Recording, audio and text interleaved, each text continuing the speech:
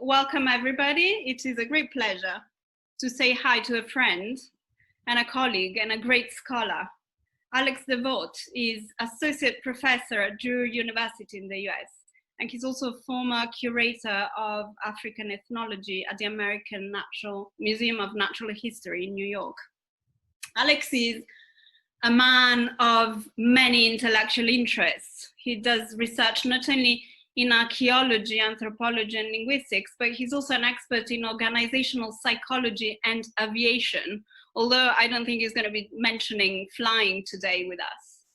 Many of his publications have board games as their topic, because Alex is one of the biggest experts in the world on the logics behind board games, especially those from East Africa, the Bao and the Mancala, but also from the Roman and Ottoman periods, from Palmyra and Sudanese Nubia. And the reason why he's here today, scripts and writing. Alex has written extensively on the history of writing systems too. And if you think that board games and writing systems have nothing in common, think again and read all of Alex's work. And today he will talk about a very weird script, actually, from the Caroline Islands, which is a topic that I think is very dear to his heart, because he managed to write a whole master thesis on it when he was at the University of Hawaii in Honolulu. So he joins us today, lying down, feeling restful and happy to be with us, with the title 5 times the Caroline Island script. Over to you, Alex. Thank you for being here, and thank you everybody for being here. Thank you, Sylvia, for the invitation. It's very much appreciated. I will share my screen so you don't have to look at me lying down. I will talk about this script, the Caroline Island script, which has been around in the first half of the 20th century. And I'm certainly not the first to do research on this. And what I will explain a little bit in detail is how this script became important to people who study writing systems. So in the description of script invention, there are not that many examples where we know in detail how a script came about. And only recent examples we have for that, where we have a nice description of, for instance, a particular inventor, as in Cherokee, or where we have a detailed history like for Vi, and the Caroline Islands is one of those very few. And if we know all the details of the development of script, it can help us understand how scripts actually are invented and are developed early on in their genesis. So that is why I wanted to talk a little bit more about the script. It has been around, like I said, a while, but it now informs, and sometimes uniquely informs, about 5 different debates that we now have in the history of writing systems and in the study of writing systems. First, of course, is this idea of script invention and how that works. Script transmission, which means multiple things, and I will go into that a little bit. Script functions, what do you do with script? What are scripts for? Script politics, and that was the thesis that Sylvia alluded to. And even iconicity, that I will not talk about. I will probably talk about that somewhere in December, but it may come up in one of the things that I described. So I will briefly go over these 4 to give you an idea. Actually, Sylvia, you have to remind me how much time I have today. As long as you wish. Ah, okay. But roughly an hour, but you can. Okay. You can go over. All right. So let's see. Let's introduce the script, and we should all be very grateful to 2 scholars, Riesenberg and Kaneshiro, who in 1960 made a very important publication about this after their research in the 1950s on the islands. And they complained that very few people had paid much attention to the script. And their complaint was warranted, and their complaint continued, because even after 1960, it was just this one publication that actually came about, and very little else came of it. Not until the 1990s that people started paying attention again. And now we are in 2020, so 60 years later, and we slowly actually get to appreciate how important this work now is for our own understanding.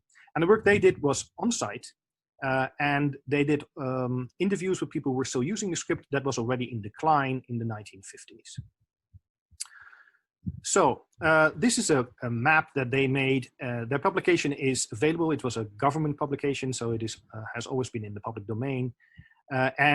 In this little map, which is not the best of map, but it actually illustrates exactly what they wanted to illustrate, is that it is these very small islands that are not here presented on scale. The only scale that is correct here is the distance between all these islands. And only when we look further south, we see Papua New Guinea, just to give you an idea of where we are. Palau, which is a separate country. And if you go further north, you will end up in Japan, but it cannot even fit on this map. And we have about 300 miles, a little bit over 300 miles of distance between all the islands that are relevant for this script and that have actually used this script. With Wolai here on the left of this circle, and sometimes it's referred to as the Wolai script, because the language that is spoken here is usually referred to as Wolai. So this gives you an idea of where we are in the world. So between Papua New Guinea in the island group, the Caroline Islands, as it's called here, which today is called the Federated States of Micronesia. It's a separate state. And we don't have that much information for the earlier years of the islands, but for instance, in 1975, Wolai had about 1,500 speakers. So we have a very small group of people, relatively, when we talk about this script. And you also see here a list of the dialects spoken, dialects of Wolai. You should know that all these islands were relevant to the Wolai script, to the Caroline Island script.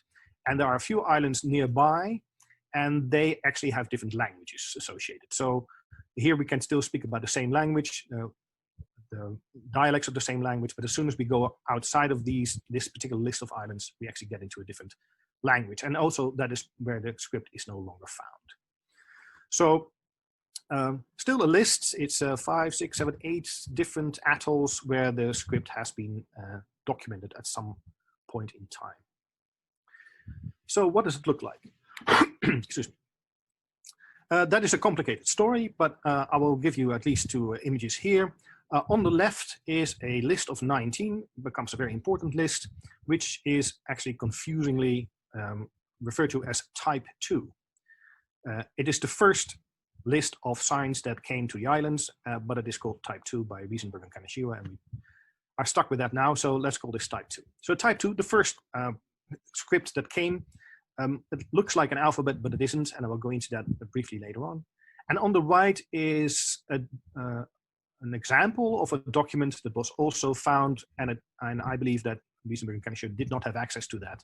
So these were documents that were later found, and it was sent to me by someone who said, okay, there's more material now available. And as you can see here, the script is there, written on a kind of a large lined piece of paper. So this is roughly what it looks like, and I will show you more examples. So this is a letter that was collected, transliterated, and translated by one of the early researchers.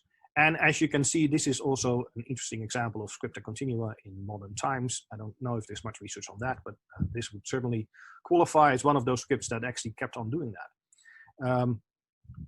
And as you can see, it seems to be kind of a varied number of signs. Maybe we should be talking about a syllabary here, and that is all roughly correct.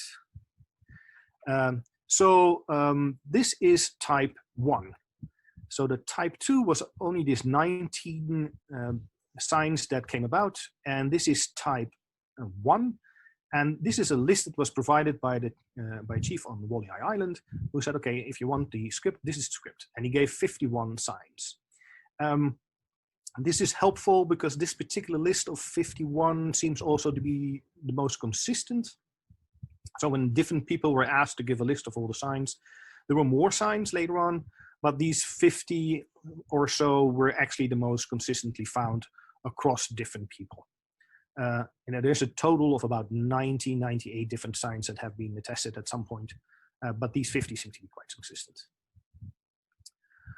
So this is the same 51, but now in the list of Wiesenberg and Kaneshiro, and they actually make a comparative list. So if you're interested in all these variations between people, or perhaps in the list of signs that came beyond these 50, then you can see that in their extensive tables that they provided for a comparison. All right, so let me just explain roughly what then happened and how we now understand the origin of the script in its chronology. And it's a very interesting story. It's also not particularly contentious. We all seem to agree of what actually happened. It's well documented now.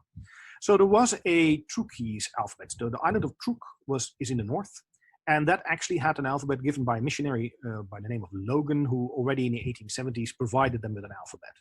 And based on that alphabet, another missionary by the name of Alfred Snelling came to the Caroline Islands. And he came there by way of a shipwreck, basically. He was caught in a storm, and he was basically shipwrecked together with a few other people on the island, and said, hey, why don't you start writing your own language? Here is an alphabet, the Truckese alphabet, and why don't you use that? And he was on this small island called Alphabetical. So that was in 1905, and after that, so after he was on this island, he actually was brought to the Bologna island, where he taught the chief there how to write the script. Now, something curious happened. The people of Bologna and the people actually of the Caroline Islands interpreted this alphabet as a syllabary, and they got names for the letters, and they learned those names for the letters with the ending of E, and I don't know if the next, yes. So if you look here on the left, you see that these 19, that is the script that they remembered. They have these endings fi, ki, gi, ni, mi, wi, chi, pi, si. I say, okay, this is great, ti, ri. But what do we write if we need an a? We need a different sign. And if you want to write an o, we need a different sign. So we're missing all these signs that have different vowels, so they started adding signs for those vowels. There are a few people who tried to write their names, for instance, with this script on the left, but it felt like incomplete. So type 1, and that is that extensive, more than 50 signs, was then invented on Van Aulep, and actually there's no debate about that either. Everybody agrees on the islands that that is where that script then was developed. And that better script, so to speak, that more extensive script then was transferred to all these other people in all these other islands, basically through correspondence. There's a lot of trade between these islands. So that is what you need to remember. We have this alphabet that was introduced, then reinterpreted as a syllabary, and then the whole extensive syllabary was added to that, so that we have about 70 signs or so, with which we can write the Wallai language and its dialects. So this is a little bit chronology of who then investigated all this. Early on in 1909, there was an expedition there, and they went to these islands. They actually collected examples of this script, but they didn't publish this until 1929. So it was very late. Meanwhile, a scholar by the name of Brown had a short visit, and he documented a few things which were quite interesting, that after the big typhoon, the type 1 was actually invented in 1909. And then only after 1907 were they actually used together. And there was a decline in the 1950s, and that was documented, of course, by Riesenberg and Kaneshiro. So they all mention certain islands. Not everybody went to every island. So the Hamburg expedition said that both of these types of writing, so both type 2 and type 1, were known on these 4 islands, or at least 3 of them. There is a Japanese scholar, Someki, who actually traveled there too, and he found 2 types on 2 other islands. And then Riesenberg and Kaneshiro, they went to 3 islands, and they had a few people familiar with the script. And if you take this all together, it's about 300 miles distance between these islands. So this is roughly, I may have omitted a little bit here, but I think this is roughly the documentation that we have. So that was just the introduction about the script, which is all very interesting. But how does this then inform all these debates that I was talking about? So the first one seems to be an obvious one. It is about script invention. It's not that obvious though. because a few things happened. So, and I will just mention two people who took this to help their understanding of script development. One is by Peter Daniels, who in 1996 was one of those few people who actually mentioned it and used it for his own ideas about non-literate societies that create a writing system. And he came up with the theory that those people prefer syllabaries. And there's a second one that we'll go into in a little bit of detail, and that is not necessarily published, but it is an idea at least by Claude Rouilly, who is studying the Meroritic writing system, that also has a number of questions where this particular scenario may actually be helpful as a possibility to explain what happened in the case of Meroritic writing. So, before I do this, Peter Daniels said that all those scripts that came out of nowhere, developed by illiterate people or non-literate people, had something in common. They all became syllabaries, and he had 3 or 4 examples, and one example was Cherokee, a syllabary, which originally was a very cursive type of script, but a few years later, when it was already used for printing, became this very stylized script that has a lot of signs that look like alphabetic signs. But that's a different topic. But that was the first example. Then another example was Bamoun, and it is found in Cameroon very early on. It is has a long history. It is actually has a Unicode version that you can see here, and a very popular script. And the third one is perhaps the most famous of those invented scripts, and that is one of the earliest ones as well, and that's the Vai script in Liberia, which, as you can see on the left, if you're interested in this kind of thing, multiple signs for the same syllable, and on the right, in one of the several overviews of this script, there have been some attempts at standardization, none of them particularly successful, but that didn't matter much because the script has been successful all these years anyway. Since the 1830s up until today, is it still in use in Liberia. However, although these are all indeed syllabaries, it created a few hiccups for his theory, because there has been quite a bit of research done now that showed that the influence of these scripts is actually not absent. So these are not all people that did not know each other. There is even a connection between Cherokee and Vai. Tuchera has actually done some research on that, and the Vai also in some ways inspired Bamoun. So the idea that the syllabary was just preferred as a kind of an innate thing to do is not necessarily the case. Several of the syllabaries, other syllabaries that are now also documented for Africa and are also syllabaries, clearly have a link to the Vai script, for instance. And that seems to be the main reason for actually adopting a syllabary.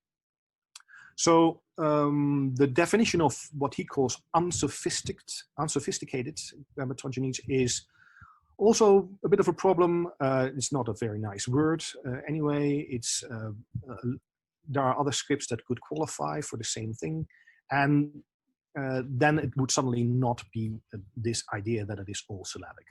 So yes, interesting idea. Certainly helpful that he presented this idea, so we can actually now debate it. Not necessarily an idea that holds up well today, but like I said, the Carolina script is probably one of the few that would still very much fit in this scenario that he developed. The second one is the writing of Nubian language that has a long history of being written. And in all cases, this was a clear adaptation of another script. So we have the Meroritic script, which is the first instance of writing Nubian. We have Old Nubian script, which is based on Greek script, and an adaptation of Greek. And we have several attempts to use Arabic and Latin characters up until today, either officially or unofficially. So this long history of writing Nubian is very interesting for multiple reasons, and the Meroritic script is probably the most intriguing. For a long time, we did not know what language it was. Now we do. We could read it very early on, at least the letters. And the whole civilization connected to it has intrigued many people. It's in northern Sudan. Here you see the famous pyramids of Meroe in northern Sudan. There are more pyramids in Sudan than in Egypt, as is always said by the people who study Sudan. The civilization of the Meroritic Kingdom, we start to understand more and more about this, and the script could help us if we could actually translate what they write, and that is the big advancement by Claude Rouillet. So Meroritic writing, as you can see here, sorry, this is a kind of a distorted photograph, close-up of a offering table, which has an inscription on the rim, which is very common also in Egypt, which is also the first thing we could translate for Meroritic, because these are very much codified texts that were similar in Meroritic. So we already knew what it said. It was just a matter of labeling the right words.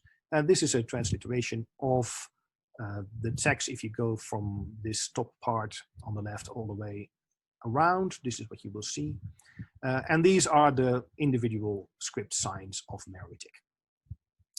Now, came about 350 BC. The question is, how did this come about, and what was the inspiration for having this script? Now, the curious thing about Meroritic is that it is alphasyllabic, meaning that every sign has an inherent vowel, and that vowels do not occur on their own. They are attached to a consonant sign. And if you want a vowel sign, if you have, for instance, you have a word that starts with a vowel, you have to make some adaptation. The inherent vowel is an A or an E, and that would make a lot of sense if you were to reinterpret the Egyptian consonantal signs that were used to write foreign names, for instance. So the Egyptians used their logographic script, but had a set of consonantal signs that they used to write, for instance, foreign names. And that was also known to the Meroites.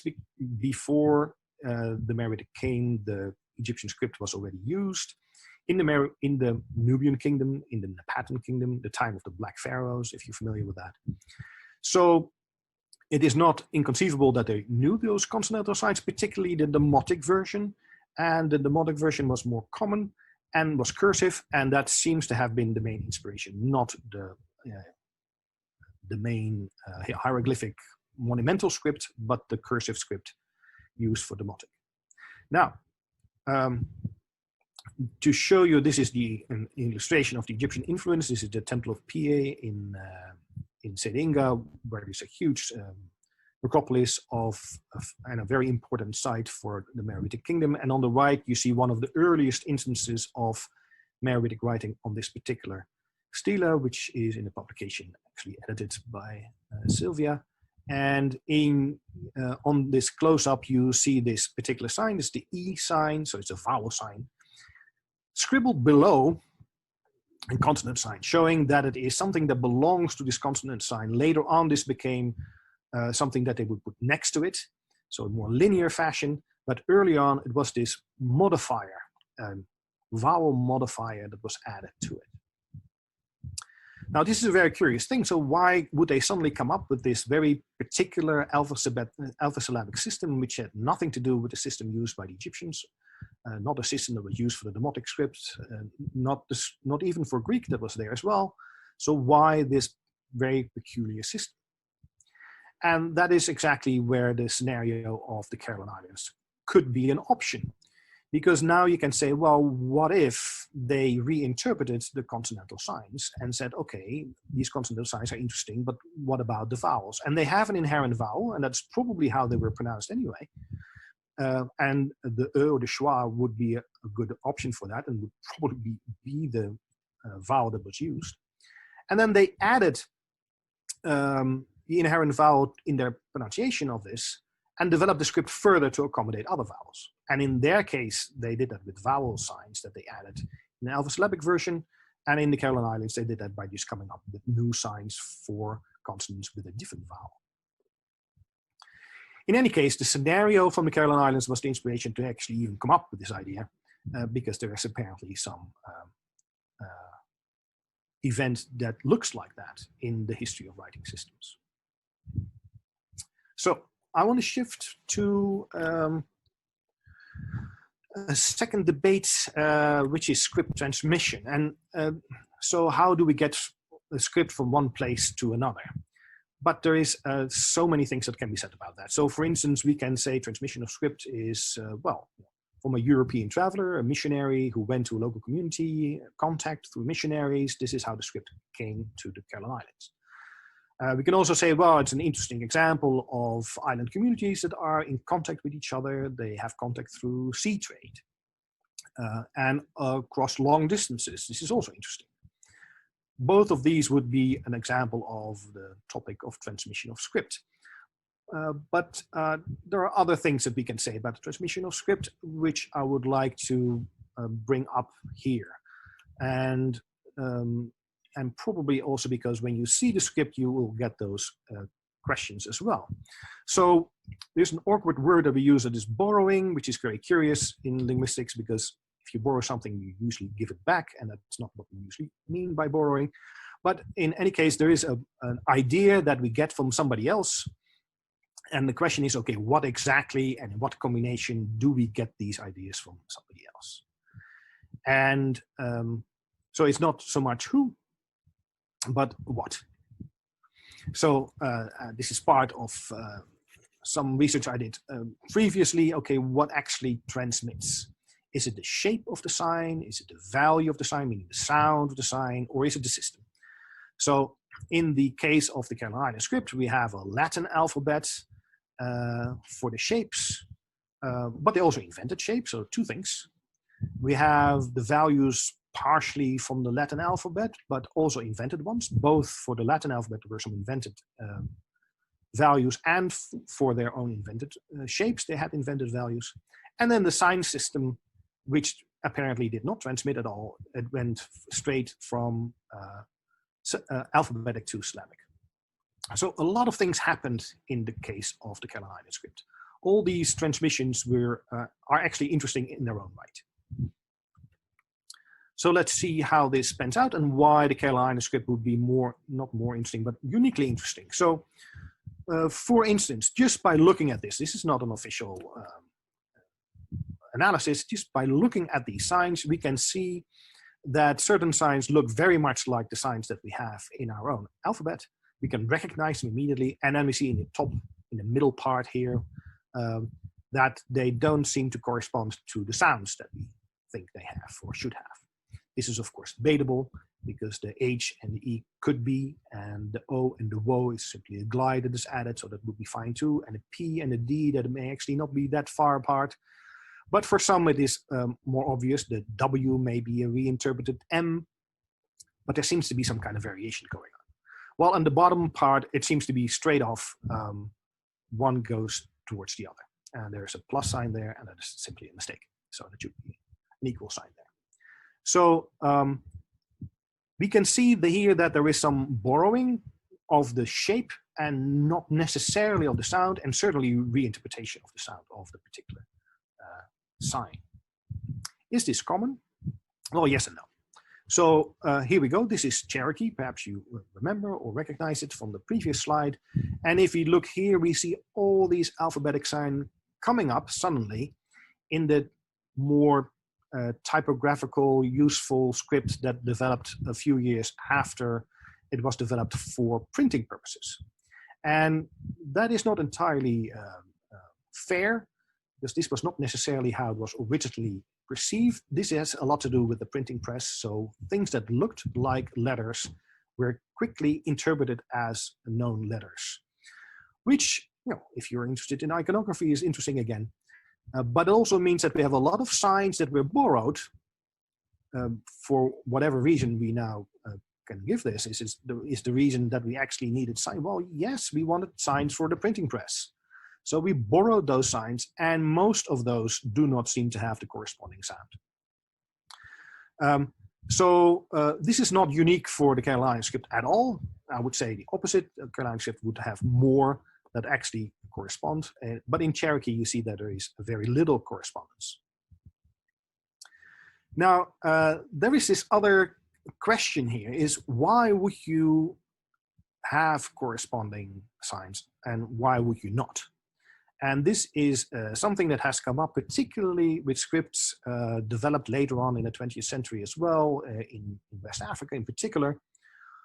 What do you do? Why are you developing a script in the first place, and why would you adopt the signs of another group of people, particularly if that group of people is, for instance, the oppressor, or is the colonial power, or is in some way not your friend? So, for instance, this is an example. This is Burmese script adapted for the Pao language. The Pao people in Myanmar are clearly oppressed in their both culturally and in other ways, and they, as an act of defiance, write their own script. Write their own language, and they write their own language in an adaptation of Burmese, which is the enemy basically, which is the oppressor. So they use a script that looks in every way exactly like the Burmese script, except when you try to read it, you cannot make sense of it because it is another language. Which creates this very interesting thing. So you iconographically, so visually, you're still referring very clearly to your oppressor, to the enemy, I would almost say in some cases. But you write your own language as an act of defiance. Similar here. Here we are in Northern Sudan again. Here they speak Nubian, but they're not allowed to write their language. It's just not taught in school. It's not allowed to be taught in school. So in school, you only learn how to write Arabic. This is to the dismay of the Nubians, who then started, interestingly, writing their own language in Arabic script. And here is some graffiti in Arabic script.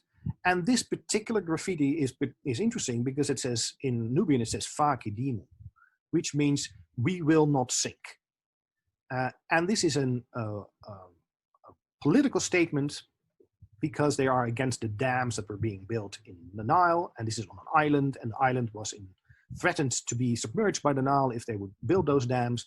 So they have Arabic in Arabic script that says no dams on many houses. And once in a while, they write it in Nubian, Fakidimu, we will not sink, which is, by the way, a much more literary statement. But interestingly, they use the script of the people that they actually don't like, and it is not for them to read. They cannot read it. So this particular message is for the people who can actually read Nubian. So it makes a very interesting connection. This is the last example. So here we see the opposite. So here's the script Kabylia used in Algeria. And here you see it's the middle one. So the top one is Arabic, the middle one is Kabylia, and then the bottom one is French. And here you see the opposite happening. Here there is a script that is clearly different from everybody else. We are different from everybody else. We want to write our language. We want to have it taught in university. There's a university who was actually teaching it, and on the university, I have a picture of that too somewhere, but not in this presentation. On the university, it's written in the Kabylia script. An act of defiance, but also visually different and setting themselves apart. And this debate is ongoing. So very often people say, well, people write their own language for cultural identity, but that identity part is not necessarily reflected in the visual part. The identity part seems to be mostly represented in the fact that you're writing your own language, that you're saying things in your own language. That is the act of defiance, and not so much the shape of the signs. Here we see all the examples from West Africa that are indeed the opposite. So here we have clearly all these scripts that do not make any attempt whatsoever of looking like an alphabet. Even if you think it does, it is coincidental if it looks like a sign that you already know. So we have a host of scripts that want to be different and purposely want to be different in their looks. And then we have this group of scripts, including Carolinian scripts, where it doesn't seem to matter much.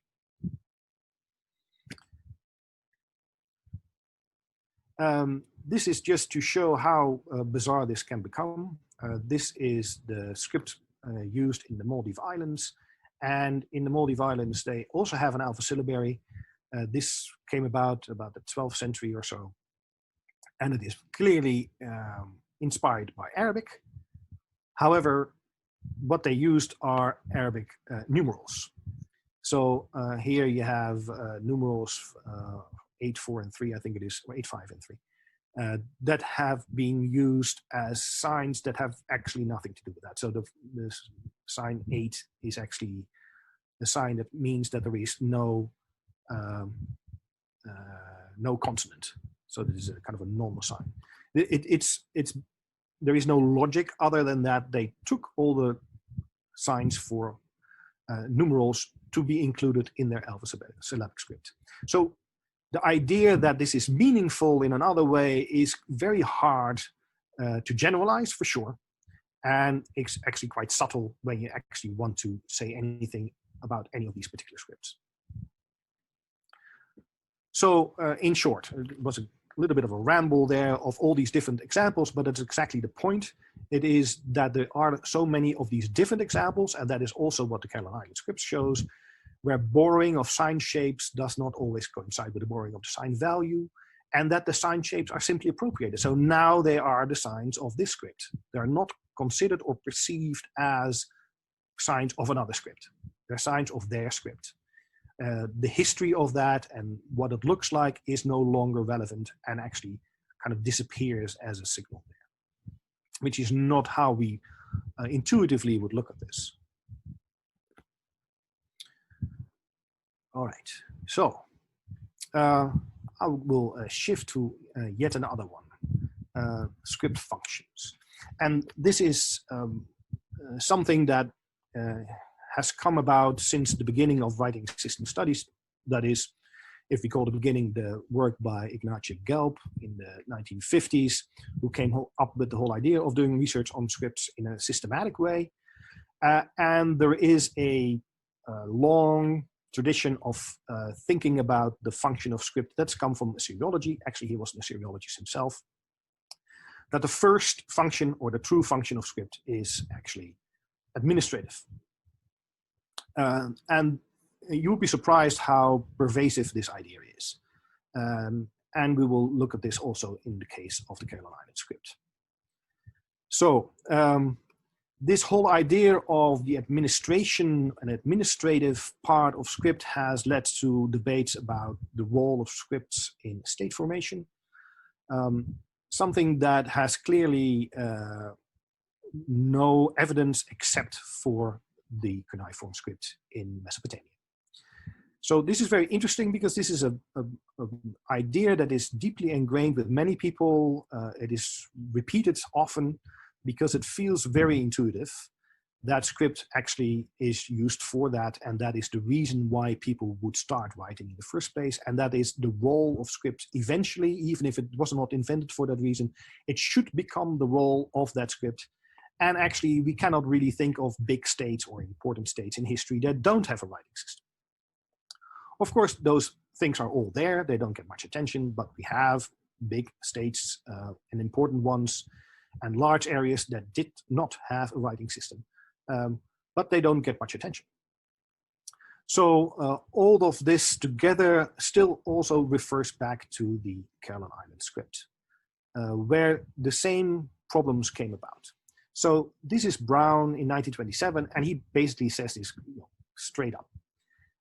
This script, and he mentioned this as the Wallei script or the Ollei script, must be the product of a long time of organizers of a community of a considerable size. This whole idea that it has to be a huge civilization. Must have belonged to the ruling class of an empire of some extent. That needed, and that's the word here, it needed constant record of the facts of intercourse and organization.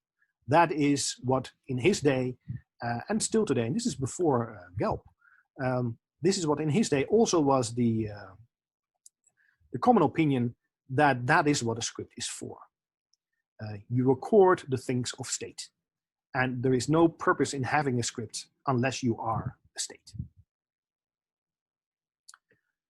Now, what is the script used for in the Caroline Islands? Everything except administrative use.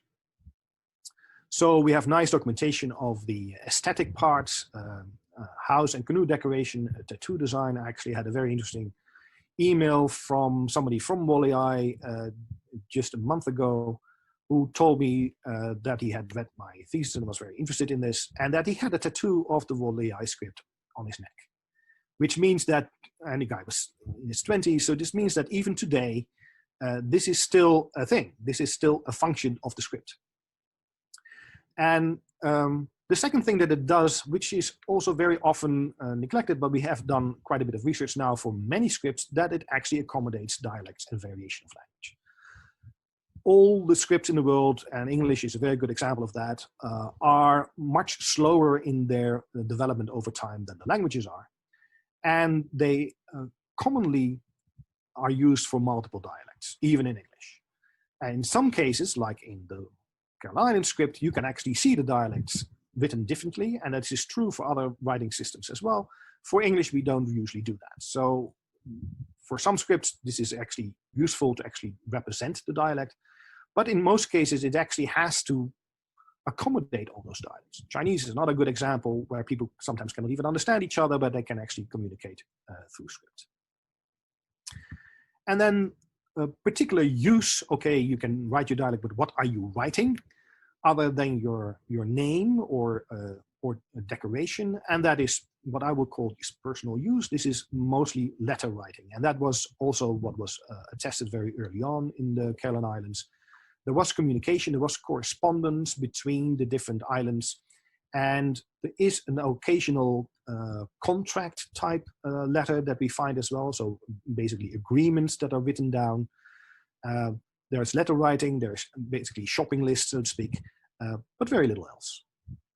So there was no empire that was being ruled, and there was no ruling class that appropriated the script and started using this for administrative purposes whatsoever, at least not until people started asking about it. And that is very curious. And I will go into that a little bit more. This is actually connected also to the political part that comes after this. It's very difficult to separate these two. So Wiesmer Kaneshiro make an interesting comment. They say previously it was used for writing letters to one another, but with travel made easier and with stores available, this function of writing has lapsed. So it is interesting that even for writing letters, this is not necessarily the main purpose of this script either. It's primarily to record chants, they say, magical and medicinal formulae. There is this list of things that you can do with it, but it doesn't seem to be this communication that would help administration. And they actually admit this here. They say, well, no, that wasn't really there. But that has a lot of repercussions in the debate about why we have a writing system and why it was there and why it actually came into use. So what does this, and I'm skipping over this a little bit because I will get into this a little bit more when we look at the political part of this. So what does the Carolina script then tell us? Well, first of all, that it accommodated a range of dialects, and we actually have a list of those. All those islands had different dialects, and it was immediately found in all of those. This contradicts, and that comes up later on, when linguists start to enter the debate, and they feel that the script needs to be efficient in a number of signs, needs to be based on a phoneme inventory, and they rarely say it needs to accommodate a maximum number of dialects. That's actually the opposite of what they want to say. It never took an administrative function, but it is there nonetheless. Well, this is contradictory to the seriology argument that things actually are there for an administration. And it certainly did not play a role in state formation. So this exchange network existed before the script and after the script, and it had no role. The script was not aiding that or actually detracting from that either. And this is just about to show again that we're actually talking about a 300-mile radius, all these different dialects that we find in there. And communication maybe, but no empire. Just a trade network that was rather large, but it was also not used in trade. Apart from the occasional shopping list, but there's actually very little evidence that it was actually useful for trade in a significant way. So this brings me to the final part, which is the politics of it. And the politics came when people from outside started to interfere and say, look, should we keep this script and use it, for the islanders, or should we just abandon it and give them a proper alphabet? And this is where linguists came in. The linguists came in and said, well, we should assess what we have here. We have this script, but we see many signs. We don't like many signs. We even see variation of signs and variation of sign values. We don't like that either. And we see a huge problem for typewriters. And we see a huge problem for students of the language and student of the script. That was a first assessment, and I will go a little bit into who these people were and what that assessment was based on. So this goes back to what I would call three biases that we have in understanding writing system history and in understanding writing systems themselves. There is a definite bias towards alphabetic writing is superior, a bias that administrative functionalities are the most important, and that it is mostly for large or larger societies or states. And that is the purpose that it needs to fulfill. And if it does not do that, we tend to dismiss it as just an aberration. A quirky script, but otherwise insignificant. Okay, so what are actually the characteristics of the script? So we have about 97 signs at the maximum.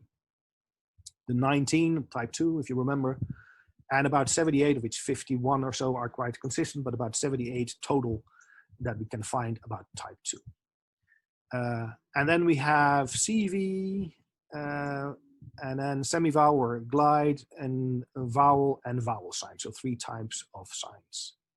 We have one symbol serving different syllables, and we have some symbols that are having different symbols. Okay. Now, what happened with the analysis? And here I'm suddenly give you 3 names that you haven't seen yet. Actually 2, sorry. You have seen Riesenberg and Kaneshiro, who did an analysis. Alfred Smith did an analysis. Ho Min Son in the late 70s, early 80s. I met him. He was at the University of Hawaii. Very good linguist. He wrote the current dictionary of the Waliai language and the current grammar of the Waliai language. It's still the only one that is in print.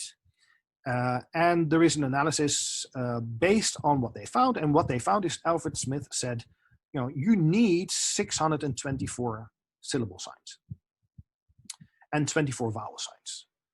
And Riesenberg and Kaneshiro did a similar analysis and said, well, you need 338 syllable signs and 13 vowel signs. And look at the huge difference between the two there already.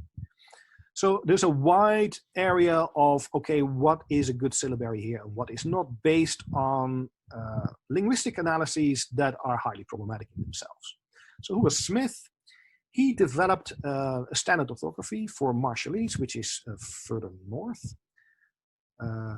Yes, further north.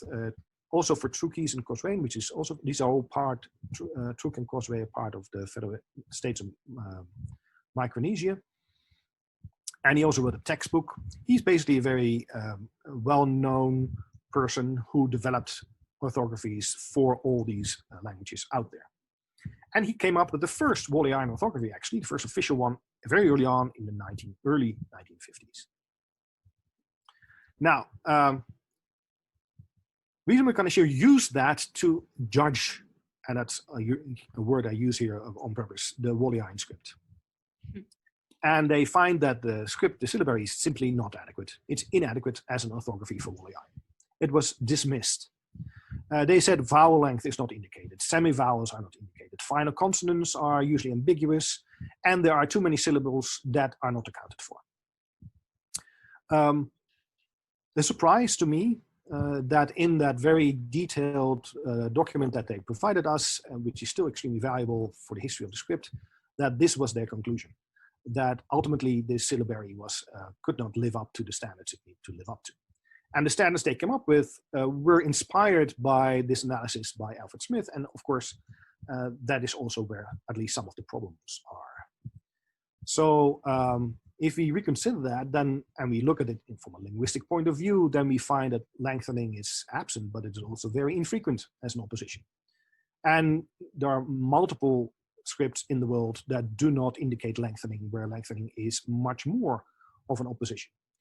Same with semivowels. They're mostly predictable and they're mostly absent, and that seems to be totally fine in most scripts. And I include scripts like Meroritic that have been around for 600 years. There are different solutions for spelling problems, but interestingly, they also account for and accommodate these different dialects, and there seem to be quite a bit of consistency writing the end consonants. They always use a voiceless consonant, for instance, to write an end consonant, and never a voiced one, which is one of the things that they ended up doing. So thirdly, there is consistency for each individual writer, which is again something that we find in many different writing systems, that consistency is not necessary across writers, but is usually common within a single writer, and sometimes not even within. For instance, in Meroritic, you find that spelling is actually something that you also use for, I would say, literary purposes, to repeat the same spelling all the time. All these ideas that we know from history are suddenly dismissed when we see a script like this in modern times. Now, this is an interesting comparison. So this is Smith with his orthography, and this is Hominson, so much later, 20 years later. And you see there are a few differences. Do we or do we not add certain geminated consonants? There is actually difference on which consonants to include and which not, but it becomes very crucial when we look at the vowels, where you see that Hominson only has half the vowels that Smith considered necessary for an orthography. So even between linguists, there is a huge discrepancy about how many phonemes do we actually need for the orthography, to the extent that we go half of one compared to the other. So we have taken Smith for the first analysis, and yeah, obviously, if you take his orthography, you will have way too many, in my view, phonemes that you need to account for in the syllabary that it didn't. And if you suddenly use Sohn's orthography, you get the opposite. That doesn't mean that Sohn, who worked with Tarimang, who is actually from the islands, did not have his own opinion about this. They had quite a bit of experience as well. They wrote grammars of related languages, the dictionary, as I mentioned, as well as the grammar. So not your average linguist, one of the biggest experts, I would say, of the warrior language that was around at that point from a linguistic point of view. But they dismissed the syllabary for other reasons. And here we have one of those. Syllabaries are adequate only in such a language as Japanese. This is something, a trope almost in writing systems research that people keep repeating. Where there is a relatively small number of different syllables. The Vi script that you have already seen is a good example that is not true. Vi script is successful up to today, but apparently that is not enough evidence. And WOL, which stands for Woli, has a syllable structure as simple as Japanese. Oh, okay. But it has many more vowels and consonants.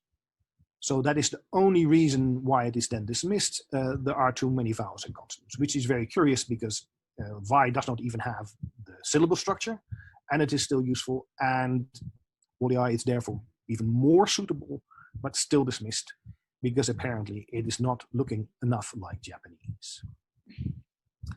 By the way, Hominson is Korean, not Japanese. So if we reconsider his dismissal, if we disregard vowel length and geminated consonants, we only have about 120 possible syllables. And that is roughly enough. So that should not be an impediment for using the script. So his own orthography is actually what he called base writing, which is a very curious thing. It's almost how English is written. So it is more a historical writing of the language rather than a phonemic writing of the language. So makes it even more inflexible for any kind of changes in the language later on. So of course, completely disregards any kind of dialectal differences.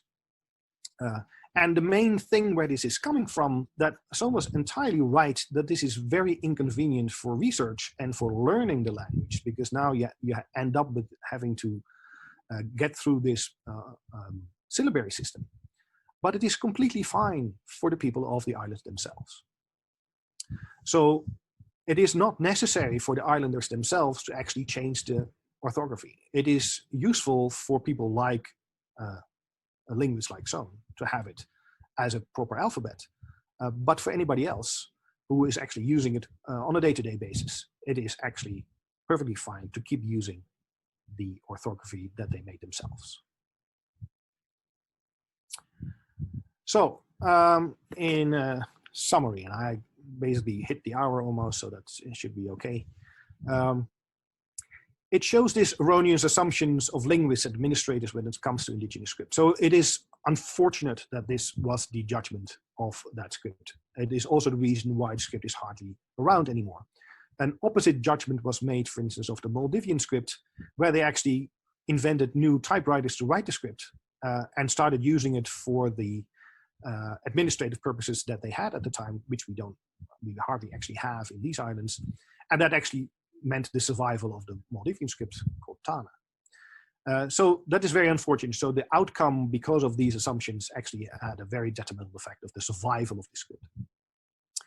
It showed the use of a script other than administrative, something that needs to be reiterated, and that Bologna and the other islands show in quite a kind of detail all the uses that a script has other than being administrative. And this should be old news, because we know that even in Egypt, ancient Egypt, and even for the Mayans, and even for the Chinese, the earliest forms of script were not administrative. In China, it was oracle bones. It was writing down the results of divination.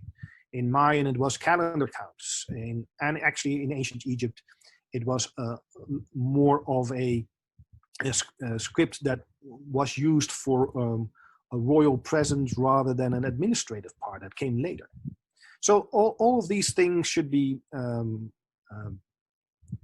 made prominent when we want to understand and in some cases judge the scripts that are around today that don't look like an alphabet that we have today. So then it challenges our assumptions about borrowing. Now, this is not the only script that does that, but it does that in an interesting way. It's a kind of an interesting mix of all these borrowing strategies that we have in writing system history. And finally, and of course that seems to be the obvious one, it offers a scenario of script development that is quite rare to have that described and documented in such enormous detail.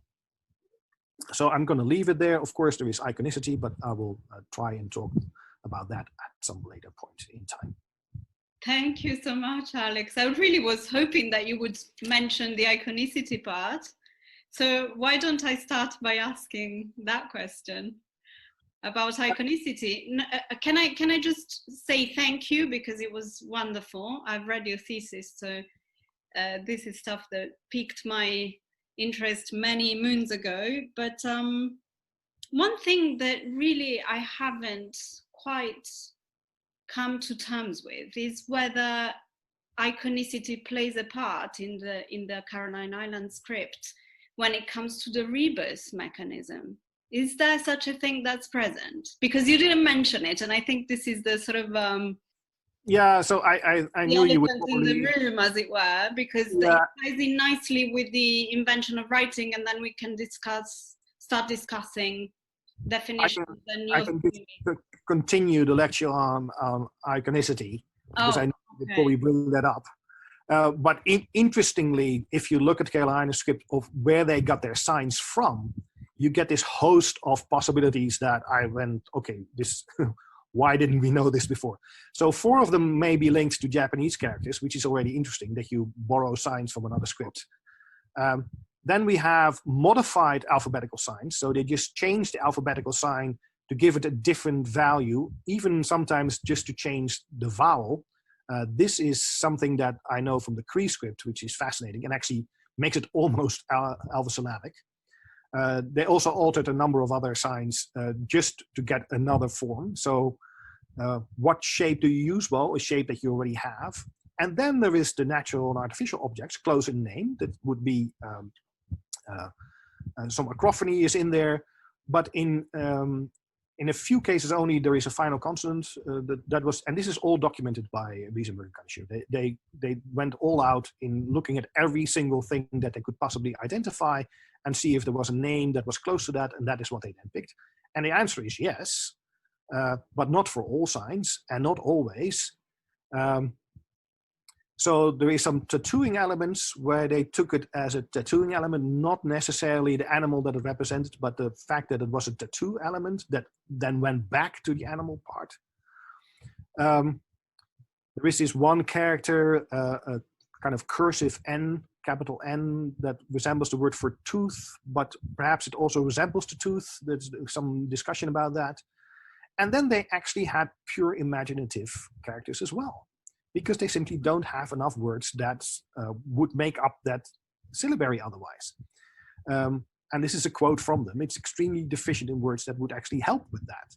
So they don't have many open monosyllables. So they also made up some of them.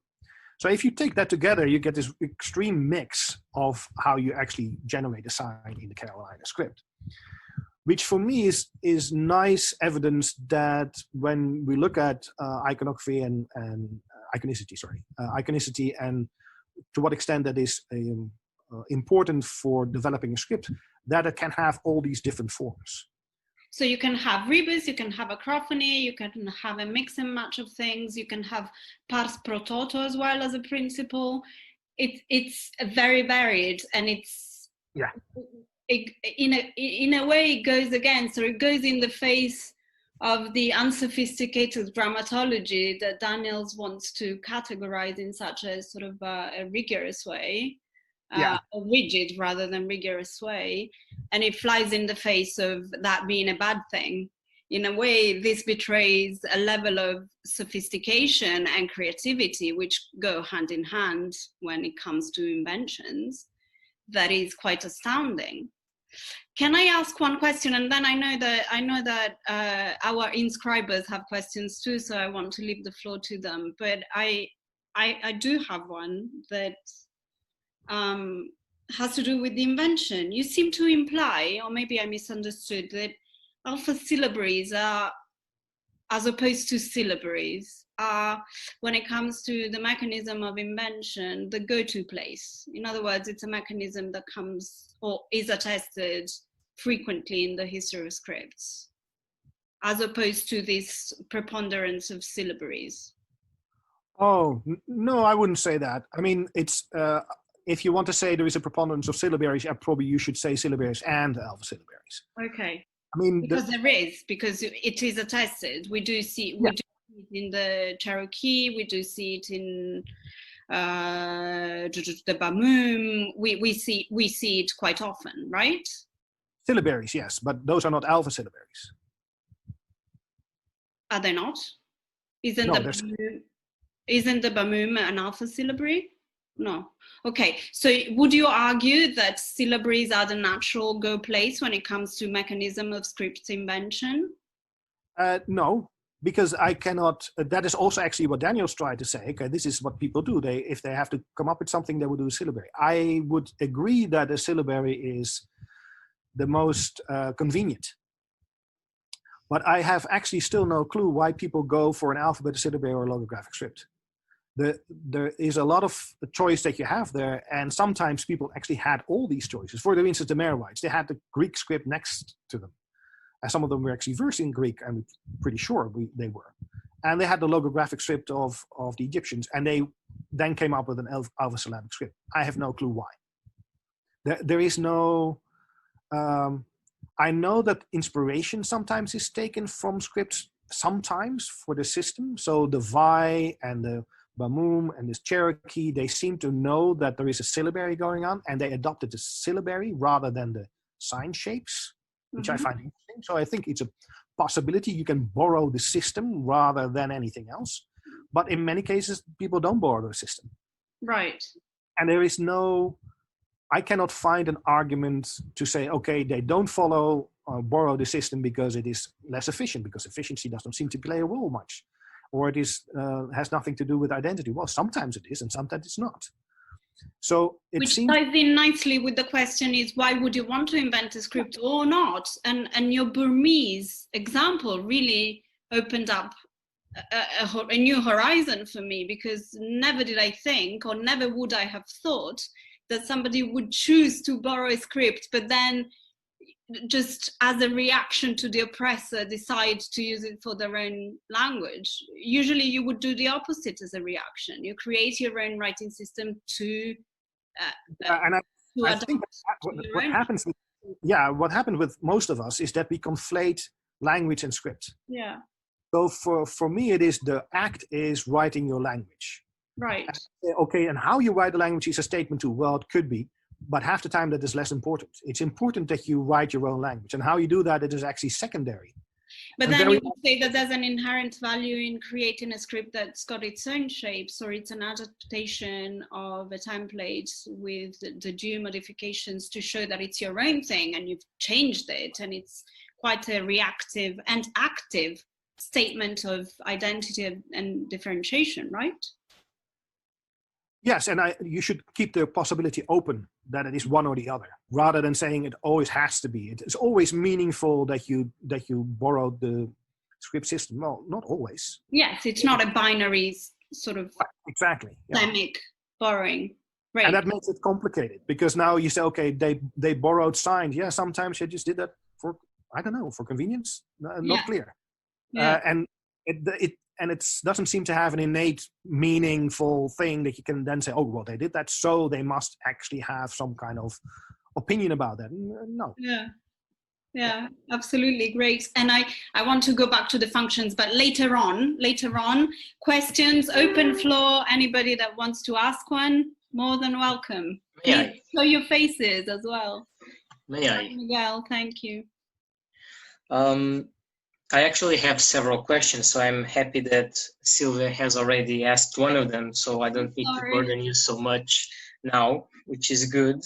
I'll start with the issue of iconicity, but my question is mainly aimed at understanding a bit how systematic things were when the Caroline Island script was developed. Because I seem to have understood that there is this first type, or this first phase after the entrance or transmission of the Latin alphabet, in which they adapt closely or not so closely shapes of the Latin alphabet.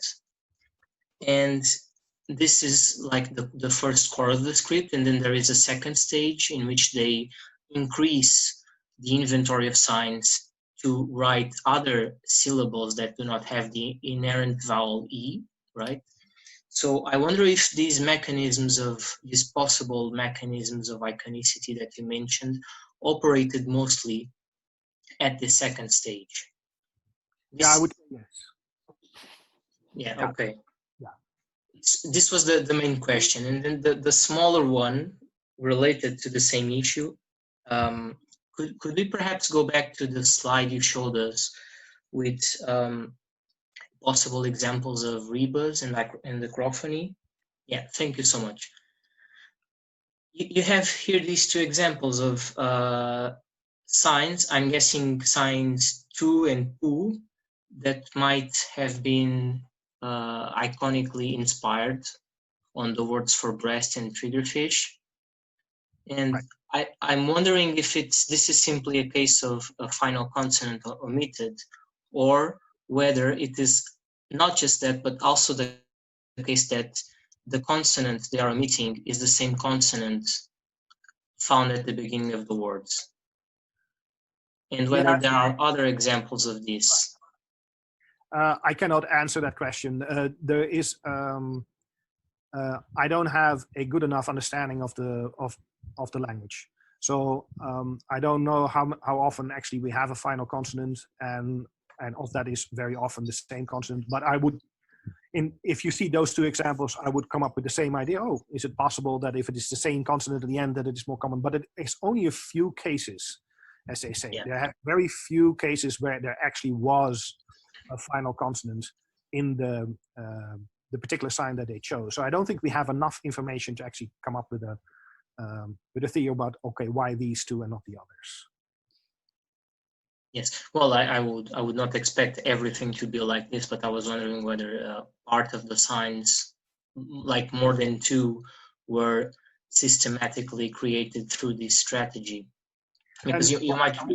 Yeah, I would say no, because there are so few cases where this is actually done. They actually went out to come up with signs that were unrelated to anything after they kind of used up all the ones that could be linked to something.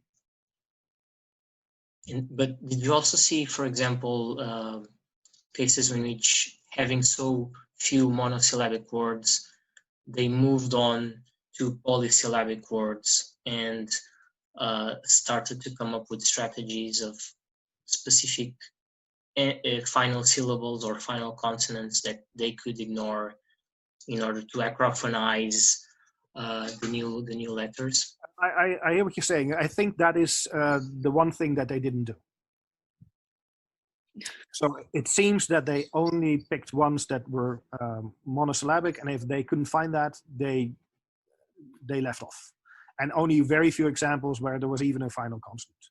So that is where it stopped, which is interesting in itself, that they did not go for polysyllabic words and use those and just use it for the first syllable. Mm-hmm. Thank you. I have a couple more questions. One of them also internal in terms of the development of the script, and the other one more contextual. Could I ask them? Absolutely, go on. Okay, so, well, it isn't. This one is in terms of internal development, but also contextual. Since we are talking about the 19th century and the early 20th century, I'm guessing this is a period for which we have a lot of documentation of missionary activity in the Pacific. So I wonder how much do we know about the way in which missionaries taught the Latin alphabet in the Pacific, whether that teaching involved a lot of syllabicity, were letters taught syllabically, and if that is so, could that way of teaching have influenced the way in which the script was transmitted on the Caroline Islands? Well, those are a few different points. So yes, for the Caroline Islands, it was apparently taught syllabically. To what extent did missionaries do that all the time? Well, we know that in the US, for instance, it was quite common to teach, and still is, to teach scripts and orthographies syllabically. Yeah. And I don't know if that is true for all the missionaries who were there, but it seems to be a very common thing to do. And yeah, I mean, this is the only instance where another script came about, but I don't know, and I don't know of any records of missionaries that taught a script and then later complained that it was misinterpreted as syllabic. I mean, I don't know if that's where you want to go with this, but it is. There's little about that. The only thing that we find usually is that a missionary comes in, teaches people to write so they can actually translate the Bible in it and then actually read from the Bible in their own writing, in their own language. That is usually the purpose of it. Whether or not there is syllabic teaching actually doesn't really matter much, because you will not see any remnants of that later on. People can read or they cannot, whether they have been taught syllabically or not. So after they know how to read, so say after a couple of years, those things are no longer visible in somebody's reading ability. It's not that I was trying to make a rerun of the unsophisticated theory, but I was just wondering whether that specific way of teaching might have influenced that very first stage of the creation of the script, and then whether they moved on from there. No, that is exactly what Wiesenberg and Kanashir was arguing, that was the names of the signs were interpreted as syllables, and that is how we actually still today teach an alphabet. So it's A, B, C, and it's not A. Yeah, exactly. Of course, if you are teaching syllabically, you might also teach ba, be, bi, bo, bu, and then it all sort of crumbles down, because there is no reason to specifically interpret it with the vowel that is within the name of the letter. For example, B. You could do other kinds of things. Sure. So there was no, of course, the teaching was limited there for a limited time. only during the time that he was there. And then there was some debate of to what extent the people that were with him also were teaching. But there was a limited amount of teaching going on. So we don't really know how that actually panned out and how much teaching was actually necessary. And if anybody ever tried to correct that idea. The last question had to do with context and then the functions, and I hope I won't spoil Sylvia's question too much, but yes, I agree with what you said, that it sounds like a bit limiting to think of this function of writing related to an administrative application of it within the statist theories. But I think this might be because some versions of the statist theory depend too much on a limited understanding of what the functions within a state for writing can be, because of course you have the administrative side as we understand it, accounting tablets, accounting documents, and all of that. But there is so much more, so much diversity. Even in China, you mentioned the example of China. Yes, they were writing on oracle bones, but this was the king and the court doing divination, and in the end, the kind of things they were asking related to props and military campaigns. So pretty much state affairs. So even though people have emphasized the religious aspect of it, in a way, it was also part of the state running of the Chinese king. And we could have similar reasonings for a lot of the uses of early writing in Mesoamerica, in Egypt, and so forth, without strictly thinking of this great divide between administrative and religious, or administrative and display or propaganda. So, and that said, of course, I also agree with what you mentioned, that we do not always find early states using writing. We have the Inca Empire, which did not use writing. It used a three-dimensional way of notating with the quipu. We have the Yoruba Empire in Northern Africa, which did not have writing. So at best, writing, or rather, at best, this state condition is necessary but not sufficient in order to have writing at the beginnings. But is it necessary, Miguel? Is it really necessary? So let me give you another example, because the Inca have always been mentioned as this kind of an outsider. Yeah. And then the quipu was the way of saying, yeah, but still, you know, they need some kind of notation system. So they didn't have a script, but they had the quipu. So there we go. So I had to think a long time before I found a state that everybody agrees on is a state that is big enough and that is sophisticated enough and has all these things that we can think of in terms of a state, but absolutely did not have a writing system. Yeah. And unfortunately, that is in Sudan again. But the Kerma kingdom that existed during the time of the ancient Egyptians, so 2500 BC until about 1000 BC, is one of those. And it has everything that a state has. It was the biggest competitor of ancient Egypt. And it did not have a writing system, never had one, never needed one apparently, had distances that were quite large. So that was also one of those definitions that have been used. Is it large enough in terms of geographical space? Yes, very much. And it existed for 1500 years without a writing system.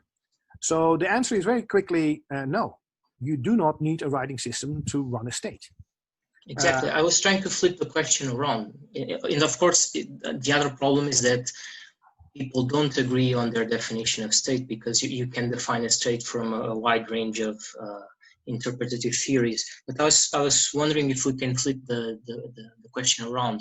Wherever you find early invented writing systems, Egypt, Mesopotamia, China, Mesoamerica, you do have things that most people agree are states. So If you look at it. So that has been said, but of course the writing system comes about when there is no state or after there was a state. So chronologically is incorrect. So and that it works perfectly for Mesopotamia. It doesn't work for the others. So in some cases you have a script prior to the state, and in some cases the script comes after the state was already there. So there is no coincidence of the state and the script. So this idea that scripts and states go together is because, Mesoamerica, Egypt, Mesopotamia, China, they all have scripts, they all are states. Yes, but the time does not fit.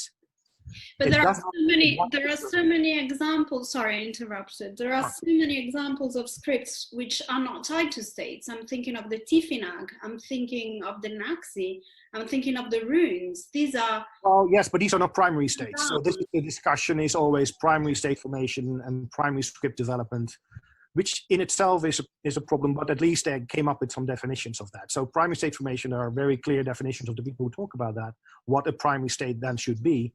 And those also happen to have primary scripts, meaning scripts that does not seem to come about through contact. Although you can debate that, still it doesn't seem to be the case. And in those particular cases, we have 5, because the Incas are part of that, it seems to be so nicely coinciding that we have these primary states and we have these scripts at the same time. There must be a connection. By the way, that connection has now slowly been taken away even by the people who study early state formation. They slowly moved away from the idea that scripts actually played a role in that. Yes. And like I said, chronologically, it doesn't fit. It just, on the surface, it seems to fit. No, I wouldn't want to go into the details of that because this would make for a very large discussion, and I don't want to take the floor too much. We like very large discussions. I'm only in favor. But I just wanted to introduce the notion. I was wondering whether we need to, and my question was aiming at that, whether we need to introduce the notion that in some cases, what happens is that, okay, writing is introduced and it's being used in social contexts that are very difficultly defined as states, but they have been introduced by peoples that were functioning in a state society. And this could apply to maybe the Tifinagh example, since the writing came with probably with the Phoenicians and they came from the Near East, and maybe to the Caroline Islands as well, because they were introduced, writing was introduced by Europeans who were coming from, well, societies that had been states for a long time.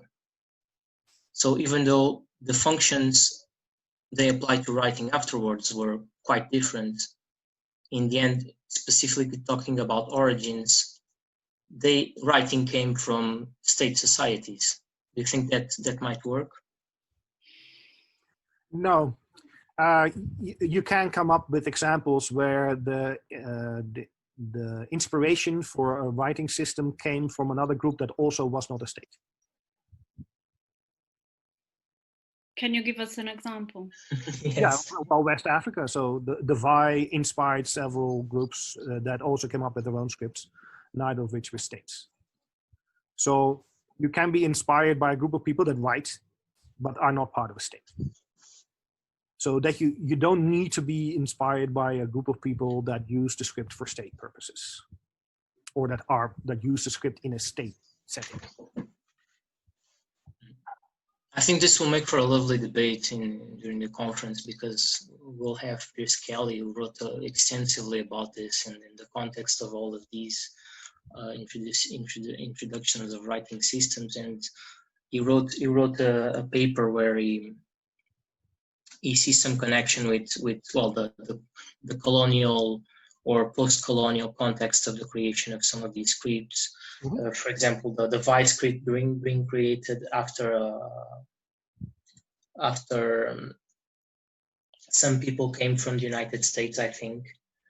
Mm-hmm. Anyway, too many details, but I think this is a very interesting topic. How about Rongo Rongo, Easter Island? Well, it's very difficult to debate about something that we don't understand much. Oh, we don't understand linear A, but we can debate endlessly on it. I know. So it's an open question. What's going on there? Well, I don't know. So there is definitely not a state. Yeah, so you can you can debate about that too. If he actually knew where it came from, we could have a better sense. I don't think it's very difficult to come up with examples where where a script inspired another script, and the script that is the source of the inspiration was not necessarily part of a state. But do you think that Rongo Rongo was inspired by someone, be it a state or not, is immaterial to the question? I would think so, yes. Yeah. You don't think it's an invention? Not out of nowhere. There is some work done by Wozniakov. Yeah, of course. No, he has done most of the work, but there is some work done on possible earlier contacts between Europeans and the Easter Islanders by Fisher. Um, You probably mean Fisher and the famous. No, he's not a linguist. So he's an anthropologist. He's the director of the of a museum in England, and I cannot think of his name now. Anyway, there's still a lot of research to be done about to what extent there was contact before the script came about, and that chronology is not very clear cut at the moment. So many people say that the script was already there before anybody actually visited, and then there has been some ideas that may actually not be the case because the dating of that is not entirely sure. But like I said, I don't know. It's not my field of expertise. So, Miguel, do you have another question, or can I? No, thank you so much, Alex. Sorry if I was a burden. No, not at all.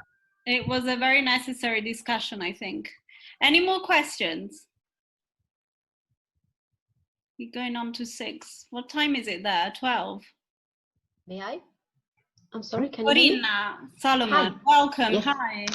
Thank you. I'm sorry, just a very quick question. I wasn't quick enough to catch the name of the scholar who you said proposed that the creation of Meroritic had some similarities to the emergence of the Caroline Island script, but I think you said it wasn't published. I don't think he published it yet. His name is Claude Rilly, Rilly. And he's the main expert on the Meroritic scripts. Okay. And he told me in person, he said, okay, this is one of the best scenarios I can think of to explain what happened with Meroritic. I actually don't know if he actually put that in a publication. If he did, it is in French. Okay, well, that shouldn't be too much of a problem. Thank you. Does he, what I know is that paper by Chiston and Stevens from the 70s, 80s, I think, who I think basically proposed that for all the Abungidas. I'm pretty sure they had the same idea for the Indic scripts, only with A instead of E as the standard vowel. And I thought that was compelling, so I'd be very interested to read new takes on that. Yeah, I'm actually interested in that paper. So if you could send me the reference or the paper, that would be great. Oh, all right. Yeah, I think I probably have a scan. Sure. I'll find your email and send it to you. Thank you. Thank you.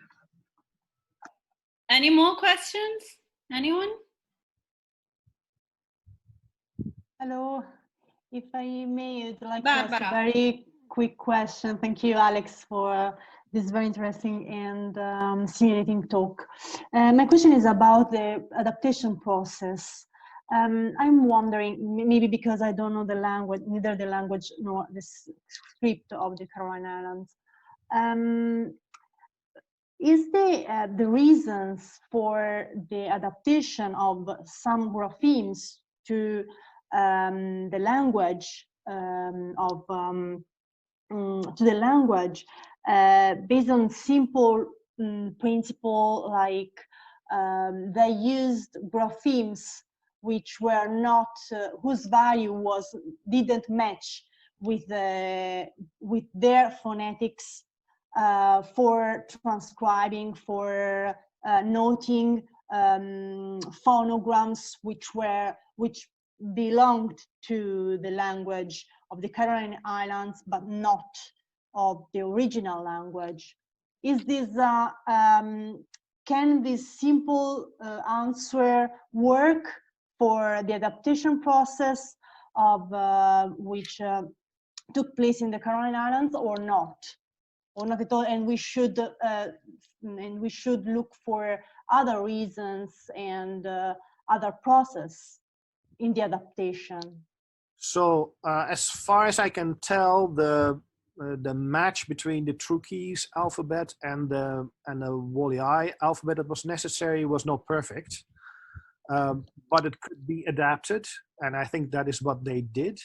The whole reason for adding 50 more signs is that even after that adaptation, they still interpreted the names of the signs rather than the sign values that they were supposed to have. So they still interpreted that as syllabic signs. So, and I think the syllabic signs that they ended up with were appropriate for the Wallii language. But then they felt that they still needed a lot more to account for consonants with different vowels. Okay. So I don't think that, I think the adaptation that was made from the Truckese alphabet to the Wallii alphabet is something that Alfred Snelling, the missionary, tried to do as best he could. And I don't think that was the reason for actually coming up with all these new signs. The reasons for the new signs is the interpretation of the names, of the pronunciation of the name as the value, the sound value of the sign.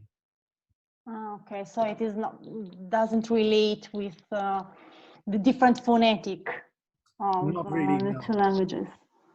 Okay, okay, thank you for this clarification. Thank you very much. It was an interesting point for me. Thank you. Any more questions? I have, oh, sorry. Andrea, sorry. Go ahead. Show your face. I'm definitely not in the field, so I will apologize in advance for the eventual triviality of my question. So, since you mentioned the absence of an administrative usage of the script, I would like to know more in detail how the script was learned and transmitted through generations, and if for this process of transmissions, the control of an authority could be inferable. So that's a very interesting question. The Carolina script is not the best to study that. So what we know or understand about that way of transmission is by this great study by Scribner and Cole on the Vice script, the Psychology of Literacies, the book they produced after that. So they go into detail, okay, how is actually the script being taught, whether it is in school or whether it's in a Quran school for Arabic script or whether it is at home. And what we see there is that at home schooling, so you're being taught by the people in your family how to write something, is the most common way of doing this. And here it seems that between the islands, there seems to be some communication between the islanders. Also there's traffic between the islanders, and that seems to be the source of the transmission of those 51, that type 1 script. And it seems to have happened quite effectively. So there's no formal way of teaching the scripts, and that is to me always interesting that that still leads to a decent script dispersal. So there's not, like I said, there is not much that we actually know about that other than the great research that was done on the VI on how that informal way of teaching then actually happens. But it seems to have happened in many places. And it seems to be quite a common thing also. So if it is not taught in school, then apparently it's taught informally and at home. And I can see that even in the United States. So I have a little Chinese restaurant next door, and if you go there, the children are told by their parents how to write Chinese because they don't get that in school. And it's a thing that we're not perhaps used to, but we probably should be, because I think it's more common than we think that this is simply taught at home. Does that answer your question, though? Thank you. Yeah. Thank you very much. Any more questions? Nobody has their video on. I have one more, but I'll wait for somebody else to chip in before I do. Anyone? I'll go ahead then. What is happening around the Caroline Islands? Do we have any instances of script invention or borrowing, which I agree with you is an awful term for something that's pretty much transmitted and adapted or not. What's happening in the Solomon Islands, in Guam, in Papua New Guinea? Do we have anything that? So the only one person I know who knows anything about that is Piers Kelly, and he found a few other examples in the Pacific, not that much, but there is something. But it goes into a much broader question, and that is why people opt not to write. Of all the examples that we have a slew of examples in West Africa, but not in North America, 0 in South America, where we have an equal diversity of languages. Papua New Guinea is same, a huge diversity of languages, about 700, but apparently no inkling to actually start writing your own language in your own way. So the whole idea that you actually invent a script is still quite rare. Mm-hmm. And the reasons for doing it are sometimes, clearly, okay, we're making a statement or it's for identity purposes, but you can come up with that same reason for hundreds of other people. Mm-hmm. And they don't. And we did tests, or I did some tests, or you cannot even call it a test, but just an experiment to see, okay, how difficult is it? It's not even that difficult to do, but it is a rare thing. We had an experiment together here in Bologna, which we will continue. Exactly. So you can do more experiments, and all those experiments show that it's not that difficult to do. And if you know how many languages don't have a writing system at all, because it's not taught in school, there's quite a few. One is a famous one is Garifuna, and it's not taught in school. It's spoken by a huge number of people. That many of them live in the United States, so they know what writing is about. They could write their own language, but that is not something that even comes up in their mind as doing. Mm-hmm. So the question is, okay, why do you not write? Mm-hmm. For us, it seems obvious that you want to do that. There are so many reasons to actually vote for that, but it's rare. It's a rare thing, and that makes it even more intriguing. So, okay, we can come up with all these reasons, but none of them actually explain why then all the other groups are not. Mm-hmm. And it's only West Africa that shows a bundle of them, and the Pacific, only one that is well known, and perhaps one or two that have already been lost completely. North America, South America, nothing. Really? Why is that? That doesn't make any sense if we come up with the same reasons that we actually find in all these other places. So yeah, that intrigues me too. We're so bound with the idea of ontologically explaining things that we see, but then we leave aside what we don't see and the reason why we don't see it. And maybe we should write a book on the absence of writing. That would be interesting. I have another tiny question about the Maldives and the numerals drawn from Arabic. That is so weird. Mm-hmm. That is the weirdest thing ever. In terms of system, like in the way that you formalized the system of signs, in the way that it is borrowed or transmitted. And in this case, the assumption is that, well, you borrow the system of numerals from Arabic to adapt to the Maldive language, right? But then it's a very limited system. So how does it cover all the phonetic structure? They borrow, yeah, I have to look up exactly the full range of what they can explain in terms of borrowing, but they borrow about 9 signs from the Arabic numerals, and then they borrow a couple of signs from Arabic itself. And then I think they also borrowed from another script. So it's an illustration of how people borrow sign shapes, which to me is fascinating because it seems that there is this, you can go 2 directions. One is, okay, it has to look like something and it has to be meaningful. And the other one, no, it just has to be systematic. So, but then did they know that they were borrowing numbers and those very numbers and reapplying them or readapting them to phonetic components? Yeah, they knew they were borrowing numbers. It was already in the time that Islam was introduced. So that is so weird. That is the weirdest thing, right? But it makes sense if you think of it as, okay, what do you do if you need a host of signs, or if you just need a group of signs to write your language and you want to do it differently? What do? You can copy paste from another script 100%. you can come up with signs that you want to make your own, so there's things in your environment that look like something, and that's what you then adapt. So something more iconicity, I suppose, or something that is systematic. So what I showed you, the number of times that the T was transformed to actually make another sign. Yeah. So you have something and you just use it systematically. Yeah. And that is, of course, what numerals are too. Oh, you do numerals, or then you have 9 or 10 right off. Okay, we have 10 symbols now, so we need another 10. Where do we get the other ones? So how did they write numbers? That's a very good question. Right now they write numbers like we write numbers.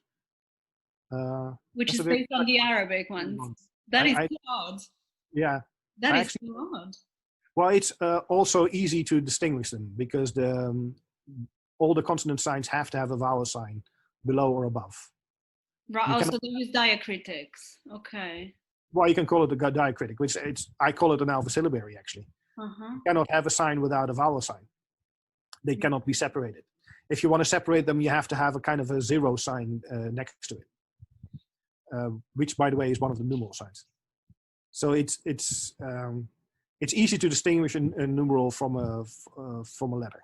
But yeah, it's a good question how that panned out in the early days. Yeah. I have one last one. I'm sorry, I'm monopolizing the discussion, but you know me. We've had very long discussions in the past as well, even live.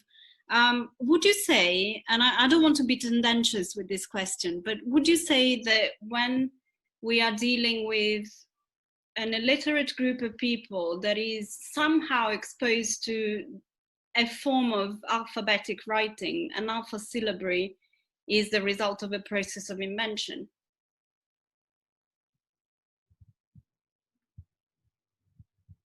Yeah, you have to say that again.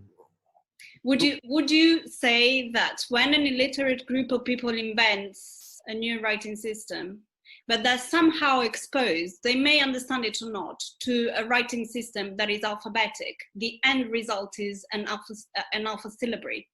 No, it could be a syllabary as well. And it's like Cherokee. It's basically Cherokee, right? Yeah, like Cherokee. Yeah, so well, that's the issue. So what we're doing is not really coming up with the theories. We're describing the examples that we have. So I know that you don't want to be really come to categories and methods and theories that go in one direction only, but. Well, the thing is that we have done that. So Daniels has done that, and it's not really working. And Gelb has done that, and it's not really working. It's a very good starting point for discussion. But the theories that have come up with actually don't pan out. And now the question is, okay, do we have a better theory now? Well, not one that can generalize that way. And perhaps that is the wrong way of thinking about it. So it is not that that then has to be the case. There is no structure in that sense. Then the structure should be in a different way. So I'm not really tempted to say that, and descriptively it hardly ever holds up. And that's also, of course, an issue, because I started looking at this script a little bit in more detail by just rereading Riesenberg and kind of shit. And I went, oh wow, I should have reread this a while ago, because you read it now with different eyes and you see all these other things that suddenly come up, and that also changes things if you know the details. So we're missing a lot of details, and we have to reread a lot of details to actually understand what we really want to say. And I once made a comment about Cherokee, and immediately somebody who was a referee said, hey, you missed this and this reference. It's actually more subtle than that. I said, yeah, you're right. I should have looked it up and looked at all the details before you make a statement of that again. And then everything falls apart again, which is very frustrating. But it's, I think, the best way of going about this for the moment. Well, it's very frustrating to be free of the shackles of a methodological stance that gives you a result that's expected. Right. So we agree on that, and I'm all for dismantling theories that don't hold up against the evidence, which is very much your stance too, as I know. Great. Yes. This was wonderful. Good. Well, it was a joy. Did you enjoy it?